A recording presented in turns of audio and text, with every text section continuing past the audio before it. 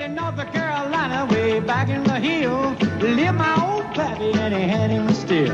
He brewed a white lightning till the sun went down. Then he filled him a jug and he'd pass it around. Mighty, mighty pleasing, pappy's corn squeezing.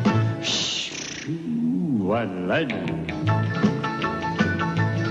Well, a G-man and a revenues too, searching for a place where he made his brew. They were looking, trying to book him, but my pappy kept a-cooking. Shh, ooh, white lightning. We had some great times together. I toured with George as much as I did anybody else in the earlier years, and we toured together all the way from Washington State to Nova Scotia to South Texas. And we traveled many, many, many miles, cramped up like that, and usually most every date was a drive on that night. We would work the long tours. Back then you'd go out and sometimes work 15 to 20 days at a time. When you're on the road, you don't eat right, you don't sleep right, and this keeps your body dragged out. White lightning. We were in Sioux Falls, South Dakota, 34 below zero, and that place was sold out, and they were trying to put all the instruments in the car, and they all got frostbitten noses and ears, and I sure do remember it. I don't know, I think when they woke up the next morning, I don't know whether they remembered it too well or not.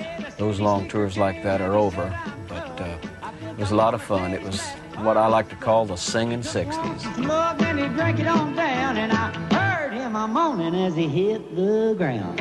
Mighty, mighty pleasing, your Baptist corn squeezing. Shh, ooh, white lightning. After 5 years of grinding tours, George is back home in Beaumont with his second wife, Shirley, and their 2 sons. Looking for his next hit, he wanders into the studio of Exxon Records producer Jack Clement. He dropped by one day, and, we'd drifted back to the control room, and I had a tape on it by Dickie Lee singing, who wrote it, but the melody was a little different. He'd written that last line, "She thinks I still care." Boy, I flipped, I said, golly. Let me have this thing. But I thought that melody might be a little bit too popish, so I sung it for him, a little different. She thinks I still care, 'cause I do, folks. Just because I ask a friend about her, just because I spoke her name somewhere,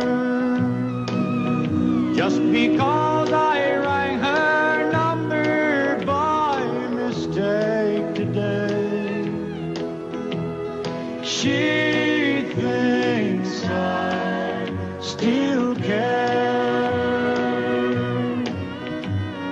Just because I haunt the same old places where the memory of her lingers everywhere.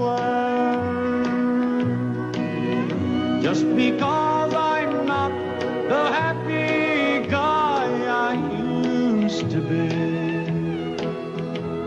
she thinks I still care. I've always tried to be versatile. I've always tried to do up-tempos and novelties and ballads. George also records We Must Have Been Out of Our Minds, a groundbreaking hit duet with singer Melba Montgomery. He was the #1 artist at that time, and I was so excited just getting to meet him and to think I might get to record with him.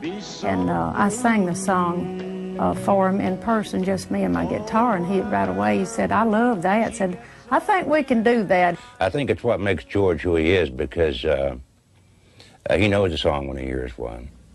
George Jones could smell a hit plumb across town. I feel tears welling up, calling deep inside like my heart's gonna be breaking, and the stab of loneliness sharp and painful that I may never shake.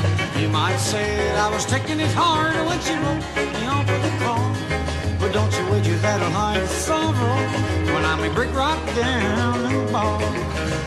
Well, the race is on and here comes pride in the backstretch. In the mid-60s, there's a whole new generation listening to their radios like George had done in his youth. They're also dreaming of the life of a country singer. George Jones and hits like The Race Is On become their inspiration. Huge, huge record. And I remember hearing that song on WCKY in Cincinnati, Ohio when I was a little boy. And immediately became a George Jones fan. When I got interested in country music, it was 64. I was listening to a lot of Hank Williams and George Jones, Ernest Tubb, people like that. But it used to make me mad. Every time I heard George Jones songs, I couldn't sing like George, you know. I would have been a kid. I don't remember how old I was when I first heard George, you know. I would have been a kid. I started singing, of course, when I was 8 years old, and I was singing some of George's songs. I'm sure one of his would have been among some of the first songs that I learned. And I liked him, you know, as I got old enough to understand what was going on. George has always been one of my favorites. George had become one of country music's hottest stars. He kept a schedule of concert dates that often saw him away from home 250 nights a year. George turned to whiskey, pills, and the ever-available honky-tonk angels to ease his world-weary body and soul. Behind the scenes, Pappy Daly was pushing George's career through an ever-increasing list of record deals.